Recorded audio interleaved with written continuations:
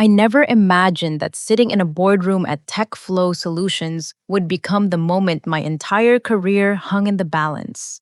As Chief Technology Officer, I had prepared meticulously for this presentation about our revolutionary AI platform to the board of directors. My slides were loaded, my research was flawless, and my confidence was solid. Then, Derek Whitman stormed through the glass doors like he owned the place, which technically his family did. At 28 years old, the CEO's son had been handed the title Strategic Innovation Director 6 months earlier, despite having zero technical background. He glanced at my presentation setup with obvious disdain, then turned to face the assembled board members with a smirk that made my stomach drop. The silence that followed Derek's entrance felt suffocating. I watched him survey the room like a predator evaluating prey, his expensive suit and perfectly styled hair screaming privilege. Board members, Patricia Sullivan, James Rodriguez, and Thomas Fletcher shifted uncomfortably in their leather chairs, clearly sensing the tension brewing. My mind raced back to how I had arrived at this moment. 2 years ago, I joined TechFlow as their salvation. At 32, I brought 15 years of coding expertise from companies that had taught me resilience the hard way. My first job out of college had been brutal, working 80-hour weeks, while male colleagues claimed credit for my bug fixes and innovations.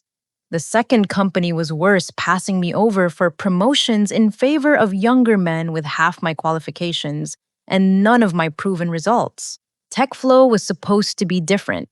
Harold Whitman, Derek's 62-year-old father and company founder, had recruited me personally. He promised partnership, respect, and the freedom to rebuild their crumbling technical infrastructure. When I arrived, their systems were hemorrhaging money through inefficient code and outdated architecture.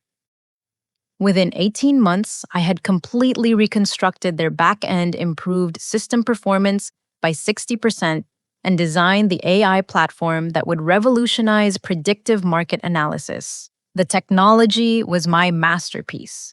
2 years of 18-hour days, countless iterations, and breakthrough research had produced an algorithm capable of predicting market trends with 93% accuracy. Major corporations were already inquiring about licensing agreements, and the potential revenue projections were staggering. Derek had joined the company 6 months ago, fresh from Harvard Business School with an MBA and an attitude problem. While I focused on technical excellence, he spent his time in meetings talking about synergies, optimization strategies, and modernization initiatives. His favorite phrase was disruptive innovation, though he never seemed able to explain what exactly he planned to disrupt or innovate. Over recent weeks, Derek had begun a subtle campaign to undermine my authority. In technical meetings, he would question my architectural decisions using buzzwords he clearly didn't understand. During code reviews, he suggested my methods were antiquated compared to contemporary best practices. Most troubling, he had started positioning himself as the company's tech visionary, despite being unable to write a single line of functional code. My colleague Sarah Chen, our lead developer, had been documenting these incidents with growing concern. Sarah was brilliant, having graduated top of her class from Stanford before joining our team. She respected technical competence above everything else, which made Derek's behavior particularly galling to her professional sensibilities. Brenda's presentation looks comprehensive, Patricia Sullivan commented diplomatically, trying to ease the awkwardness Derek had created. Actually, Patricia, I think we need to discuss some strategic adjustments, Derek replied smoothly. His confidence was nauseating, considering he had contributed absolutely nothing to the technical content he was about to critique. Harold Whitman cleared his throat nervously. I had always respected him as a mentor and father figure, but watching him navigate the complicated dynamics between supporting his son and maintaining company credibility was becoming increasingly uncomfortable.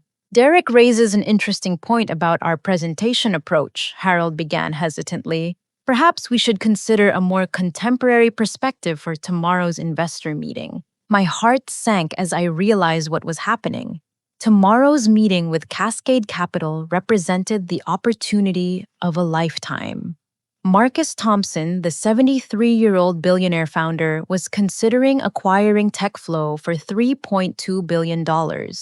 This wasn't just another investor pitch. It was the culmination of everything I had worked toward.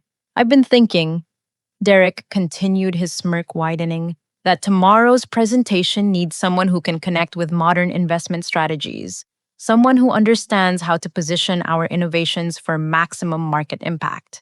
The room fell silent again. I felt heat rising in my cheeks as the implications became clear.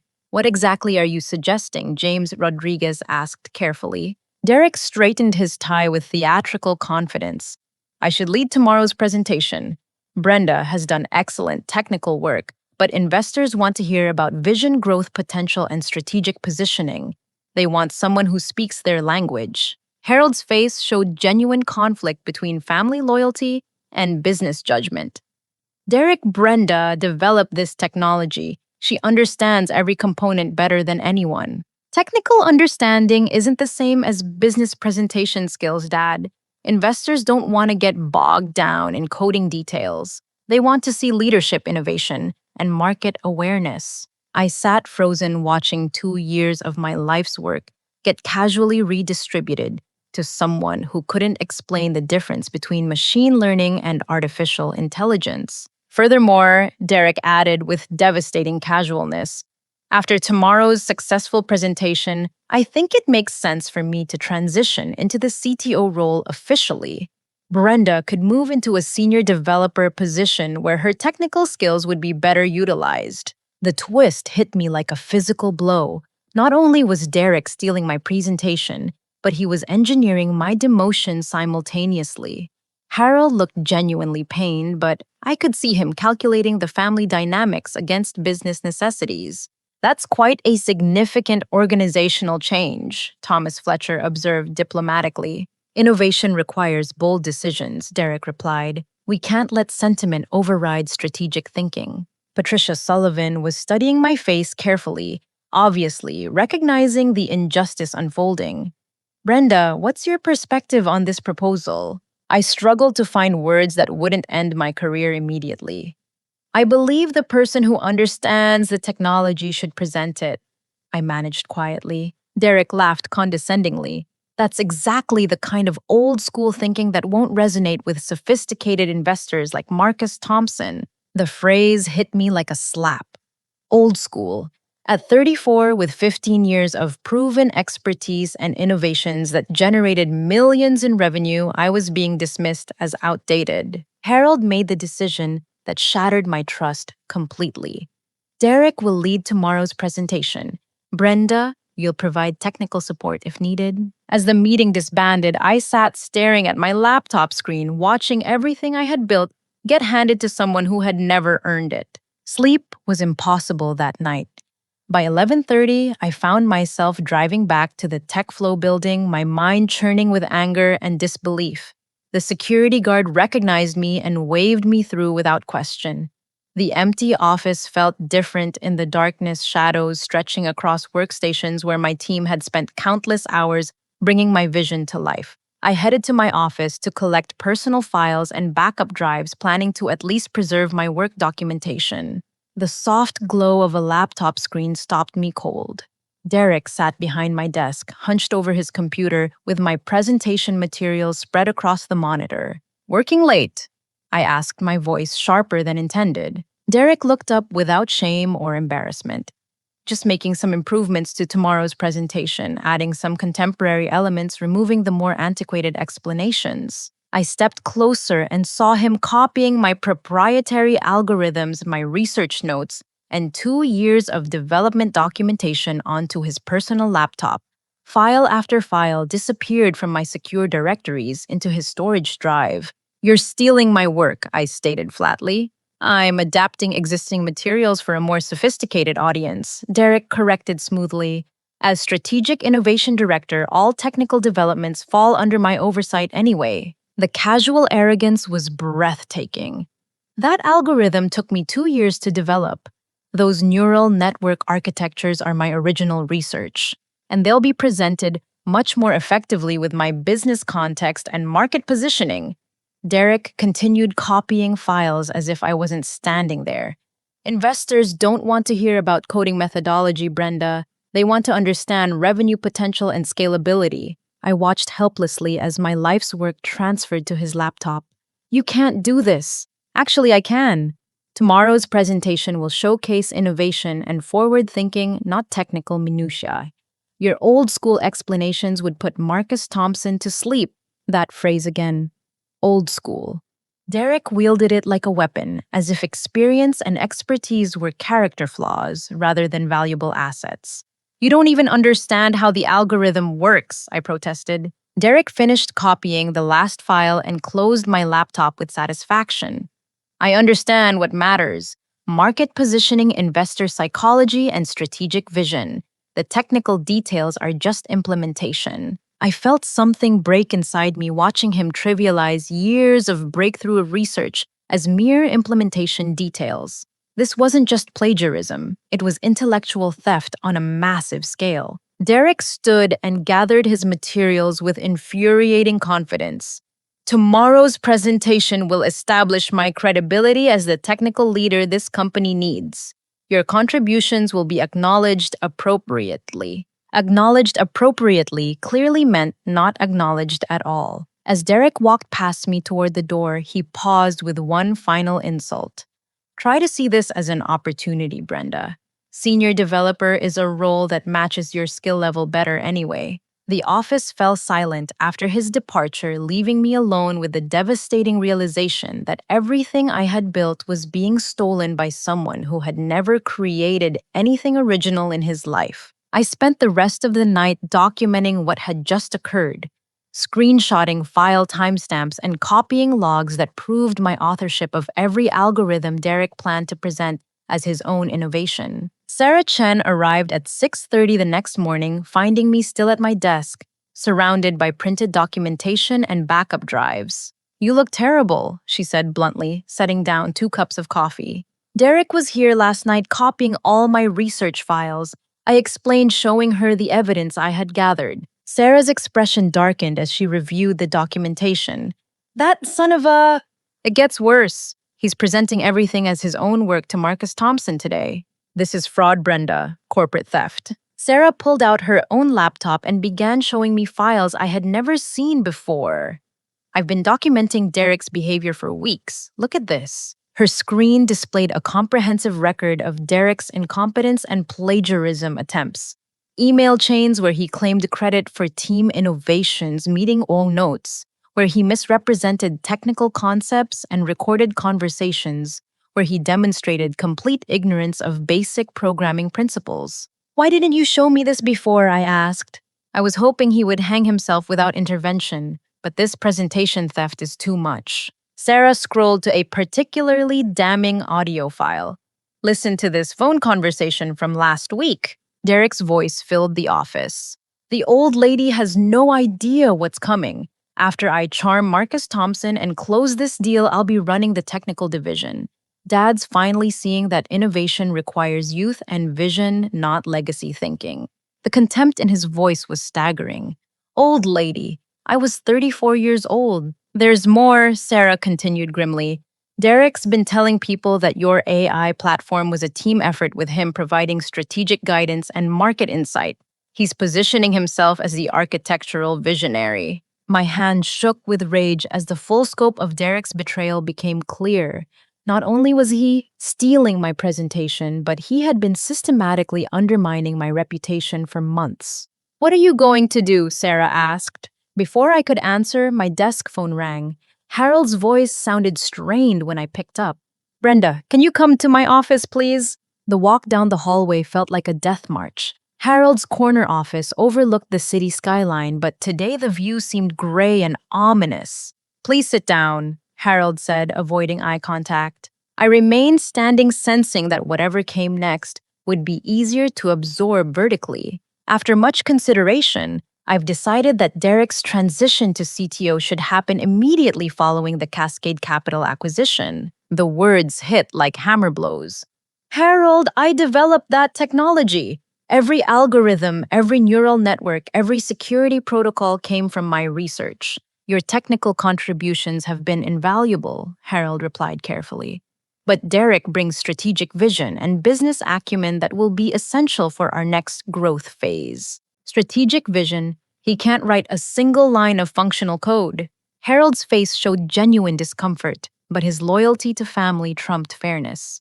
Leadership isn't just about technical skills, Brenda. It's about innovation, communication, and market understanding. And what happens to me in this restructuring? Harold couldn't meet my eyes. You'll transition to senior technical developer with a focus on implementation and maintenance. There will be a salary adjustment to reflect the new responsibilities. A salary adjustment, I repeated numbly. 30% reduction, but with excellent benefits and job security. The second twist landed with devastating force. Not only was Derek stealing my life's work, but I was being demoted and financially penalized simultaneously. Harold was choosing his son's ambition over my proven track record and professional dignity. This is unconscionable, I said quietly. This is business, Harold replied, finally meeting my gaze. Change is difficult, but necessary for growth. I walked back to my office in a daze, understanding that everything I had worked for at TechFlow was being systematically destroyed by nepotism and gender bias disguised as strategic innovation. The morning of the Cascade Capital presentation arrived with all the warmth of a funeral. I sat in my office watching Derek rehearse in the main conference room, butchering explanations of algorithms he couldn't possibly understand.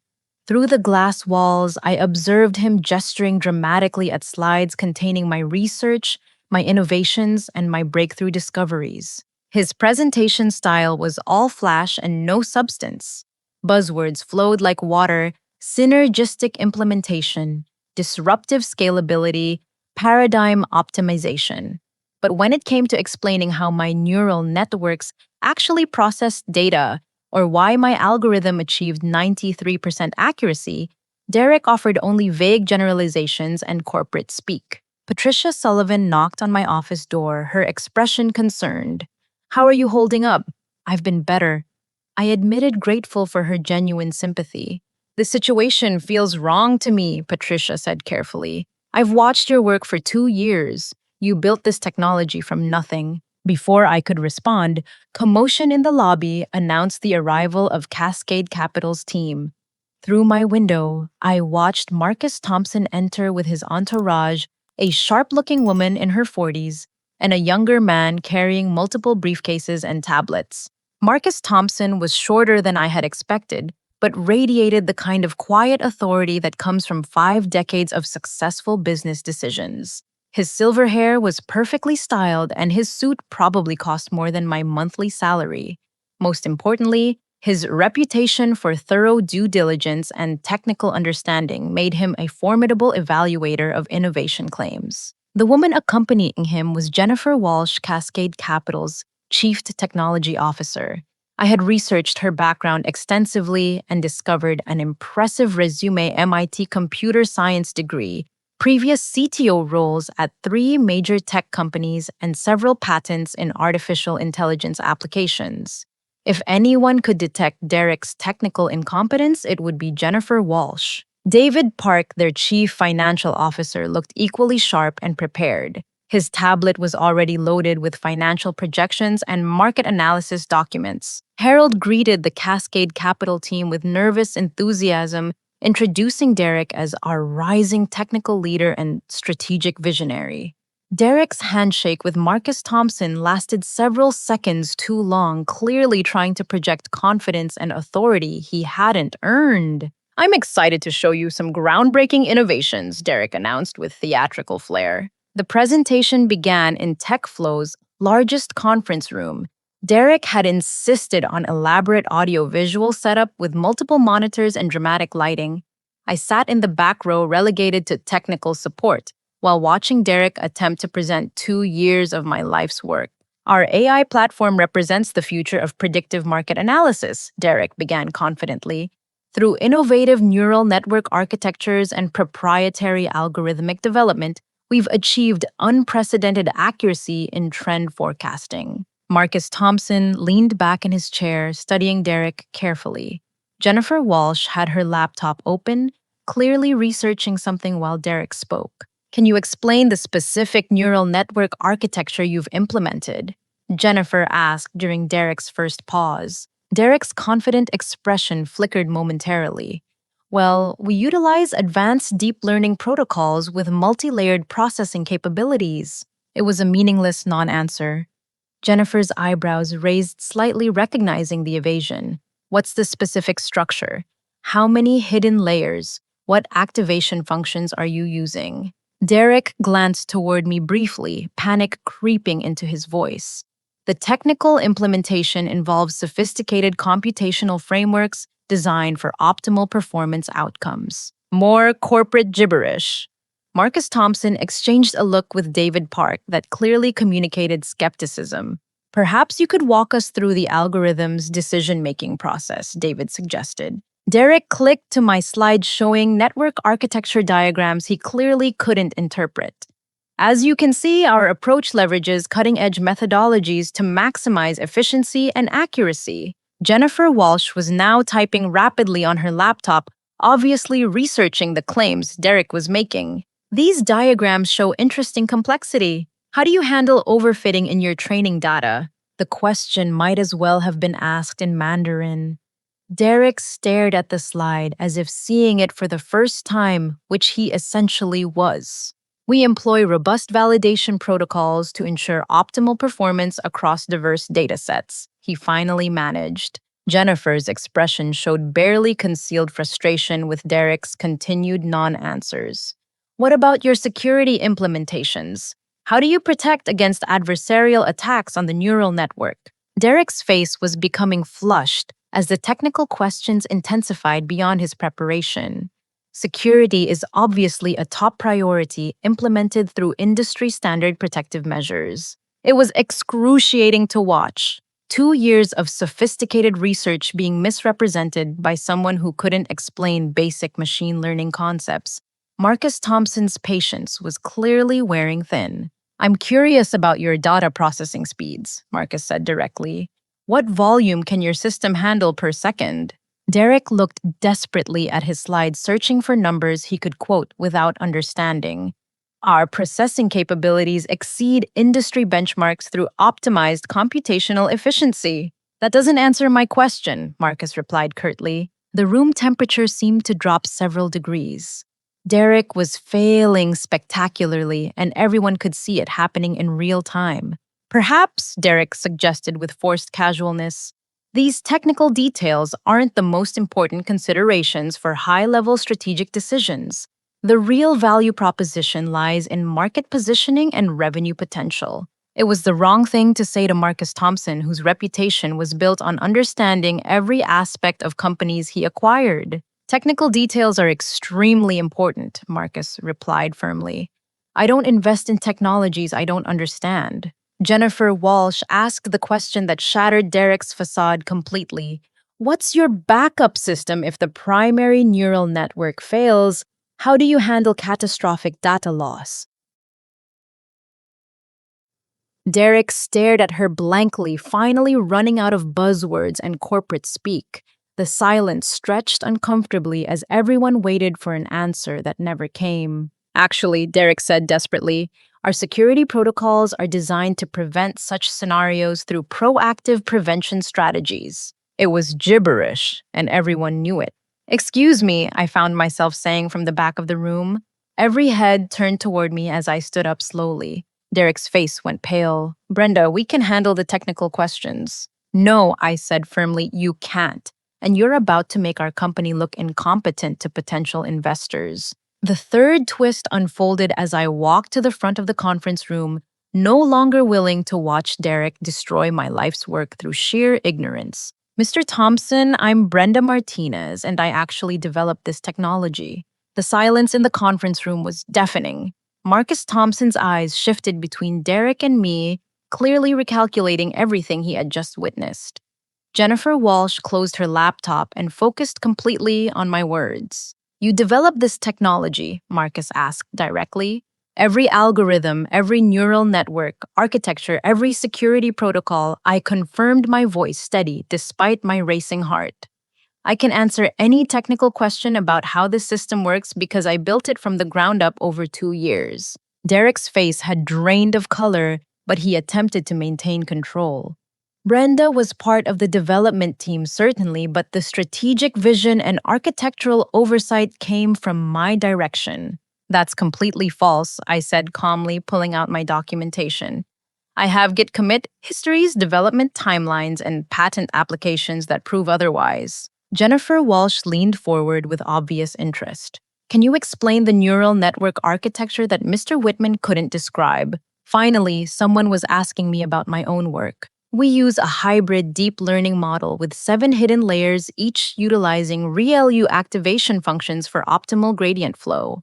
The input layer processes 12 different market indicators simultaneously, while the output layer generates probability distributions across 15 prediction categories. Marcus Thompson's expression shifted dramatically. This was the technical competence he had been expecting. Our overfitting prevention uses a combination of dropout regularization at 0.5% and L2 weight decay with a coefficient of 0.01, I continued. We also implement cross-validation with temporal splitting to ensure our model generalizes effectively to unseen market conditions. Jennifer was nodding approvingly. That's exactly the kind of sophisticated approach needed for financial prediction models. Derek looked panicked as I demonstrated actual expertise he couldn't fake. Brenda, perhaps we should focus on the business implications rather than getting lost in technical weeds. The technical details are the business implications, Marcus replied sharply. Without solid architecture, there's no sustainable competitive advantage. I pulled up the actual system architecture on my laptop, projecting it onto the main screen. Our security implementation includes adversarial training to defend against network attacks, encrypted data transmission, with AES 256-bit keys and distributed backup systems across 3 geographic regions. Impressive, David Park commented, making notes on his tablet. What about processing speed under heavy load? Current capacity is 50,000 predictions per second with sub-millisecond latency. Our load testing shows linear scalability, up to 5 million concurrent users with proper server infrastructure. These weren't buzzwords or corporate speak. These were precise technical specifications that I knew by heart because I had designed every component. Jennifer Walsh asked the next logical question. Can you walk us through the development timeline? When were these various components implemented? I brought up my development documentation showing detailed progress tracking over 24 months. Phase 1 involved data pipeline architecture completed in month 6. Phase 2 focused on core algorithm development finished in month 14. Phase 3 implemented security and scaling features completed last quarter. Each slide showed my digital fingerprints, code commits testing results, performance benchmarks, and patent application documents. The evidence was overwhelming and irrefutable. Derek made a desperate attempt to regain credibility. While Brenda handled the coding implementation, the real innovation came from my strategic vision and market insights. Technical development is just the execution phase of business strategy. Marcus Thompson studied Derek with obvious skepticism. So you're claiming credit for conceptualizing this technology? The business vision, market positioning, and monetization strategy all originated from my analysis, Derek insisted. Without proper strategic direction, technical coding has no commercial value. It was an insulting oversimplification of my work, and Marcus clearly recognized it. Jennifer Walsh had been researching on her laptop during our exchange. Mr. Whitman, I've been looking at patent filings and industry publications. Ms. Martinez has several previous innovations in machine learning that are now industry standards. Her technical reputation is extensively documented. Derek's fabricated credentials were crumbling under professional scrutiny. Patents are just paperwork. Real innovation requires business understanding and market awareness. Actually, Jennifer continued, I recognize Ms. Martinez's previous work on neural network optimization. I've been following her research for 3 years. Her algorithms are used by several major financial institutions. This revelation stunned everyone, including me. I had no idea my work had gained that level of industry recognition. Marcus Thompson addressed me directly. Miss Martinez, if we were to acquire this technology, what would be your roadmap for scaling to handle 10 million users? Finally, someone was asking about my vision for a growth rather than just implementation details. Scaling requires three major architectural changes. First, distributed processing across multiple server clusters with automatic load balancing. Second, database sharding to distribute query loads geographically. Third, edge computing deployment to reduce latency for international users. I continued with specific technical details about server requirements, bandwidth calculations, and infrastructure costs. This was strategic planning based on deep technical understanding, not superficial business buzzwords. Derek attempted one more interruption. Those are implementation details. Strategic scaling requires market analysis, competitive positioning, and revenue optimization. Without proper technical architecture, there is no scaling, Marcus replied curtly. Business strategy without technical foundation is just wishful thinking. The fourth twist emerged as Derek played his most desperate card. If we're focusing on technical details, I should mention that I'll be transitioning to Chief Technology Officer after this acquisition.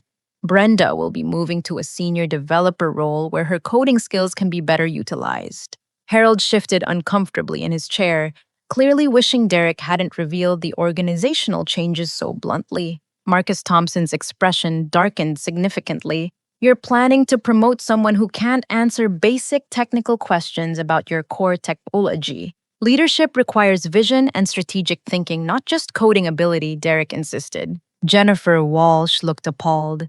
In technology, companies' technical leadership absolutely requires technical competence.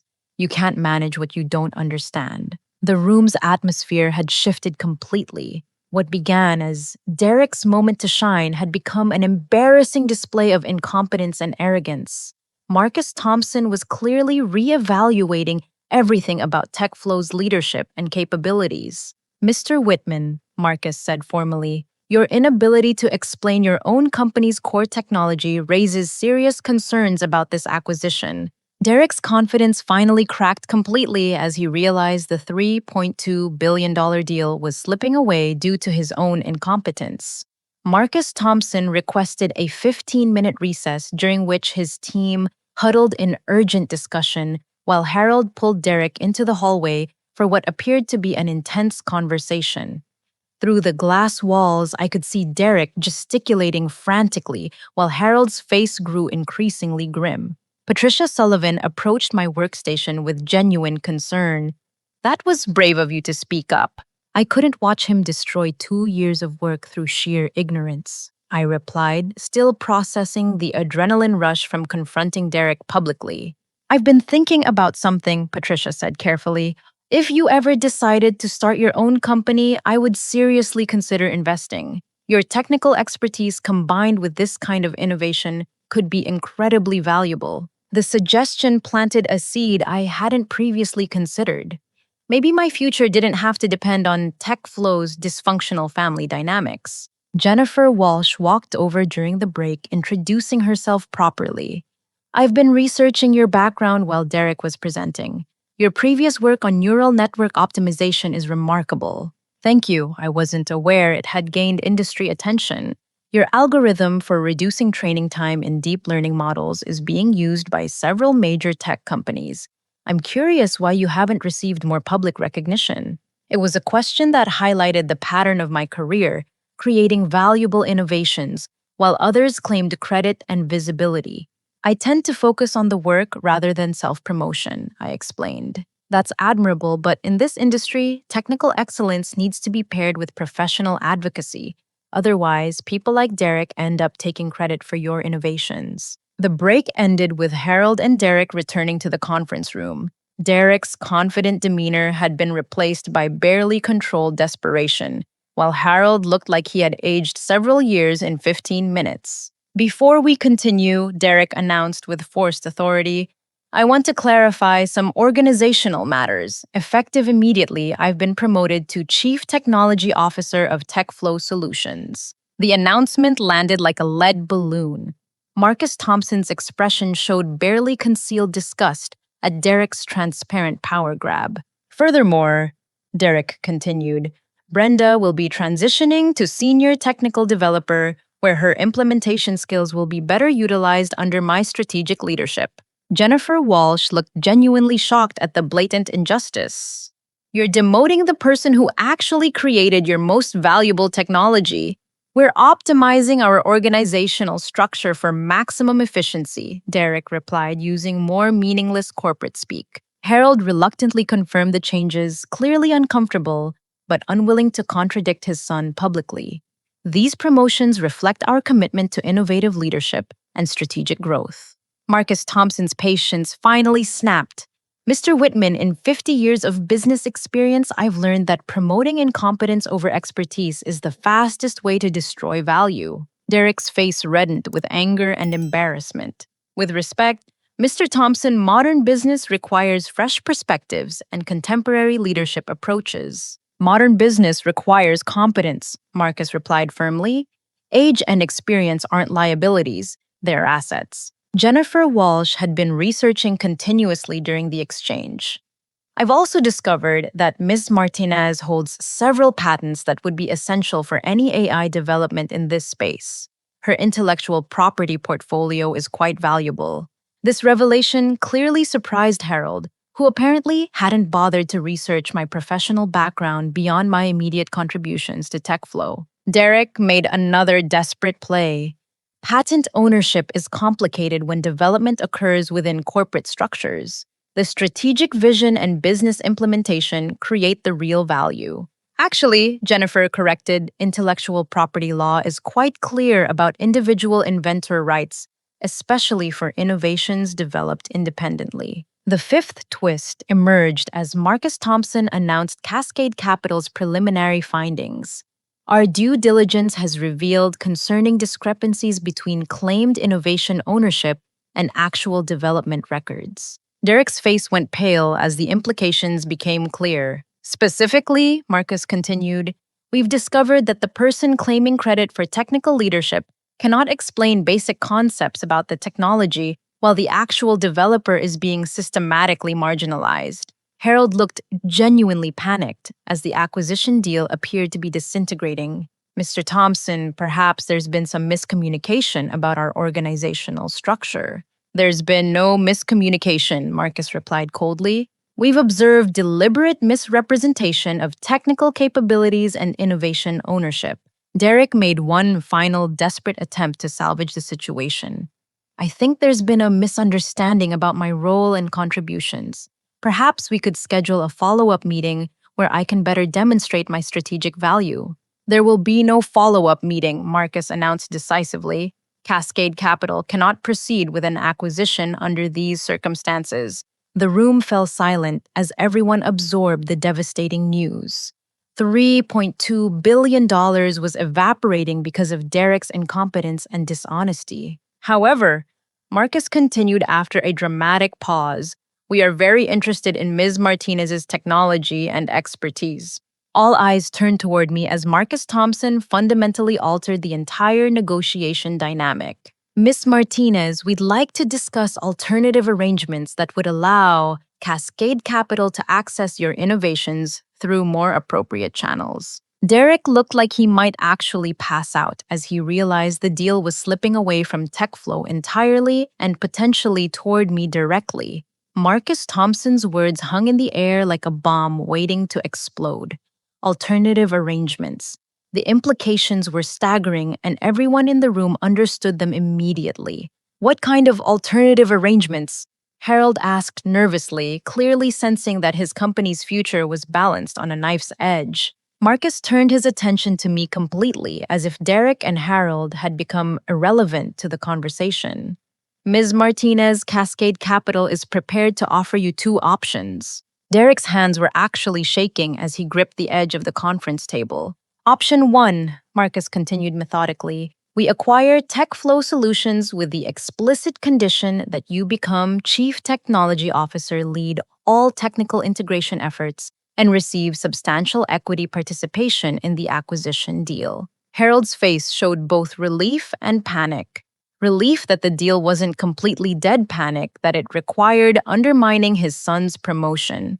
Option 2, Marcus said with deliberate emphasis. You join Cascade Capital directly as Senior Vice President of Artificial Intelligence Development, leading our new AI division with complete technical autonomy and significantly higher compensation than any CTO position. The silence that followed was deafening.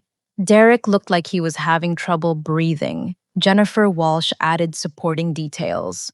Option 2 would include your own research team, unlimited development budget, and equity participation in all AI ventures developed under your leadership.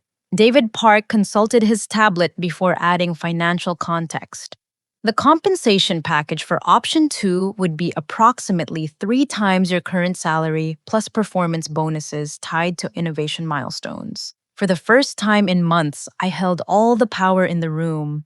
Derek's attempted coup had backfired spectacularly, and now TechFlow's entire future depended on my decision. Derek made a final desperate play. Mr. Thompson, I think you're making a mistake about the technical leadership capabilities here. While Brenda has coding skills, strategic vision requires broader business understanding. Marcus Thompson regarded Derek with obvious contempt. Young man, your performance today has demonstrated profound incompetence and dishonesty. You attempted to claim credit for innovations you didn't create and couldn't explain. Harold looked mortified by his son's public humiliation, but Derek wasn't finished destroying himself. This is age discrimination, Derek announced desperately. You're dismissing innovative leadership in favor of outdated approaches and legacy thinking. The accusation was so absurd that Jennifer Walsh actually laughed out loud. Mr. Whitman, Marcus replied with icy calm, I'm 73 years old. If I believed age was a disqualifying factor for leadership, I would have retired decades ago. The issue isn't your age, it's your incompetence. Derek's face cycled through various shades of red and white as his last argument crumbled. Furthermore, Marcus continued relentlessly, attempting to steal credit for someone else's work isn't innovative leadership, it's fraud. If you tried to start a competing company using Miss Martinez's innovations, you would face immediate patent infringement lawsuits. The sixth twist emerged as Derek played his most desperate card. If this acquisition doesn't proceed with me in technical leadership, I'll quit and take key technical knowledge with me. What technical knowledge? Jennifer Walsh asked with obvious amusement. You've demonstrated that you don't understand any aspect of this technology. Derek's threat was completely hollow and everyone knew it. Marcus Thompson addressed Harold directly. Mr. Whitman, your company has one valuable asset, Ms. Martinez's AI platform and expertise. Your son has no technical value whatsoever. Choose wisely. Harold was caught in an impossible position between family loyalty and business survival. The $3.2 billion acquisition was hanging in the balance, and everyone understood that Derek was the obstacle preventing the deal. Brenda, Harold said desperately, what would it take for you to stay with TechFlow and accept the first option? The question gave me leverage I had never possessed before. I looked around the room at Derek's panicked face, Harold's desperate expression, and Marcus Thompson's expectant gaze. Several conditions would need to be met, I said carefully. Derek interrupted frantically. Dad, you can't let her dictate terms to the family business. Derek, please be quiet. Harold snapped, his patience finally exhausted. I continued with growing confidence. First, Derek would need to be removed from any technical role immediately. His incompetence and dishonesty make him unsuitable for technology leadership. Derek started to protest, but Marcus Thompson cut him off. That's completely reasonable. Technical leadership requires technical competence. Second, I continued, I would need public acknowledgement from TechFlow that I am the sole inventor and architect of the AI platform. No shared credit, no strategic vision claims from others. Harold nodded reluctantly. That can be arranged. Third, I would need authority to hire and manage my own technical team without interference from family members or business development personnel. Jennifer Walsh approved enthusiastically. Technical teams should report to technical leadership, not business executives.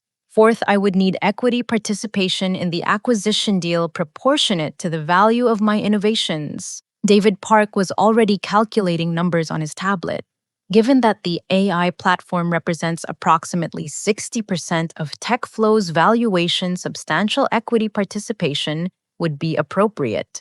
Derek looked increasingly desperate as each condition further marginalized his position and authority. Finally, I concluded, I would need a formal apology from Harold for allowing my work to be plagiarized and my professional reputation to be undermined.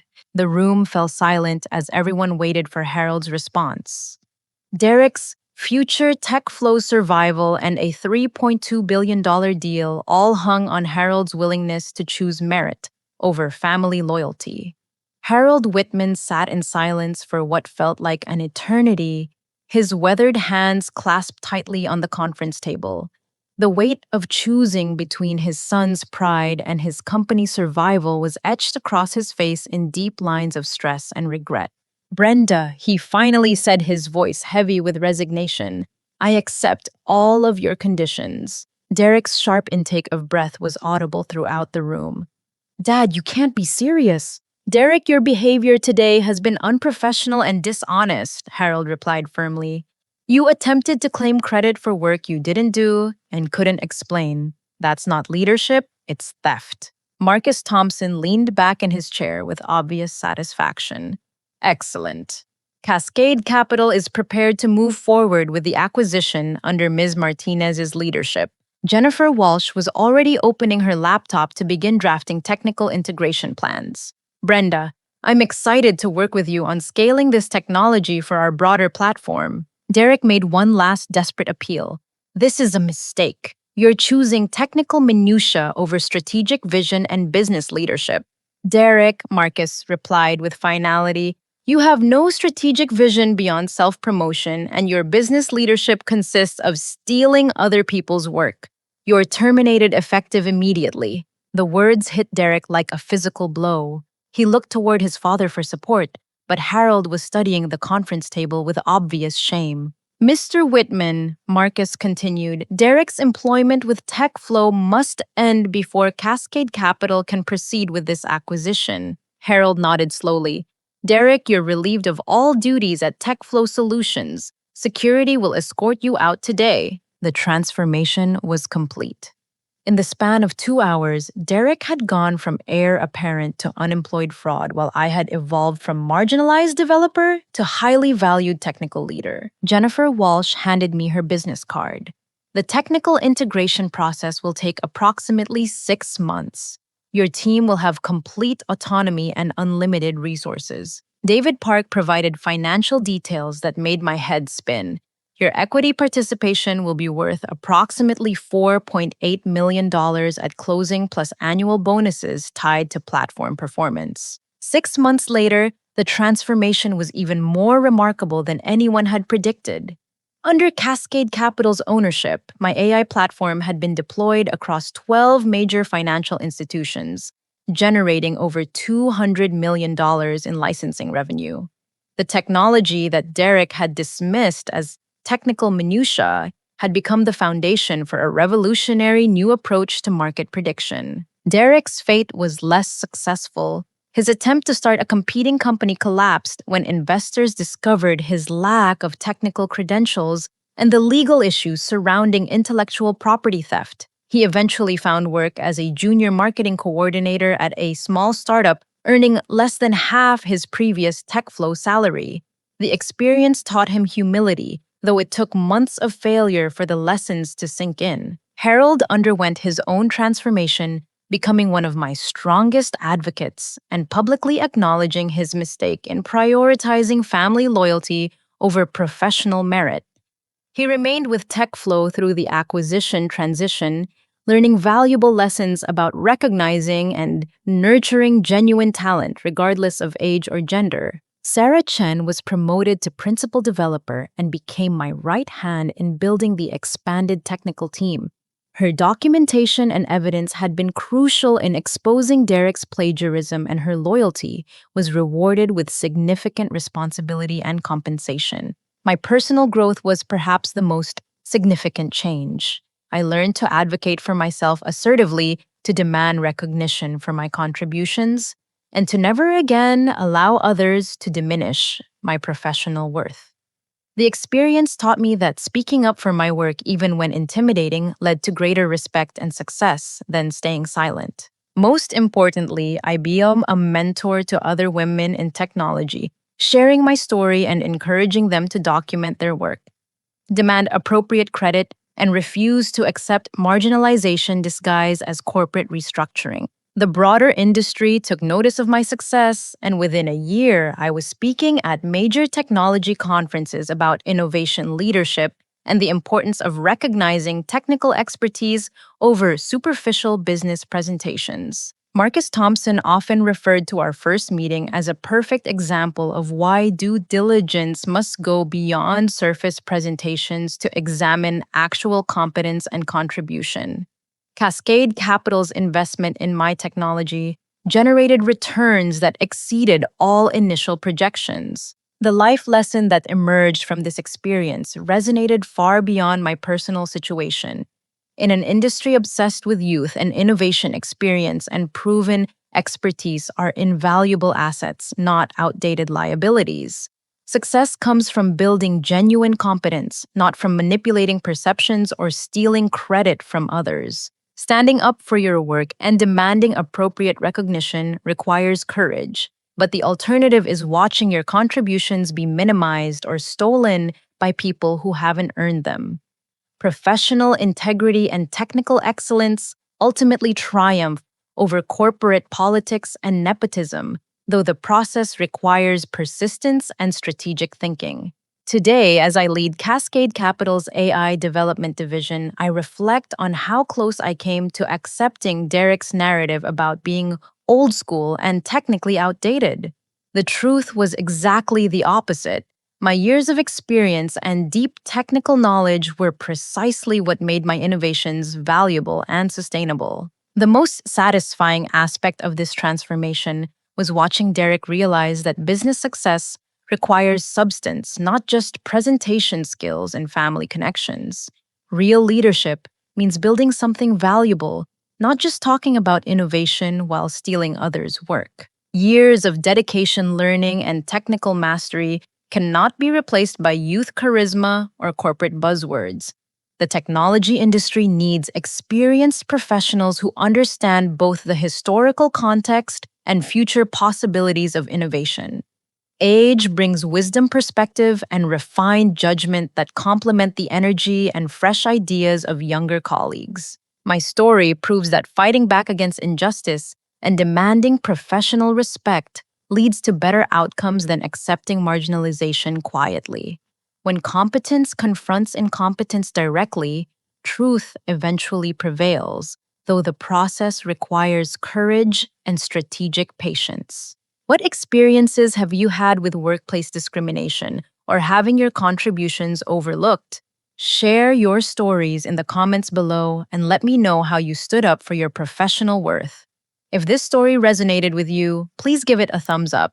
Subscribe for more workplace justice stories and share it with anyone who might need encouragement to fight for their professional recognition. Thank you for listening to my journey from technical obscurity to leadership recognition, and I wish you the courage to advocate for your own professional value and never let anyone dismiss your hard-earned expertise as outdated.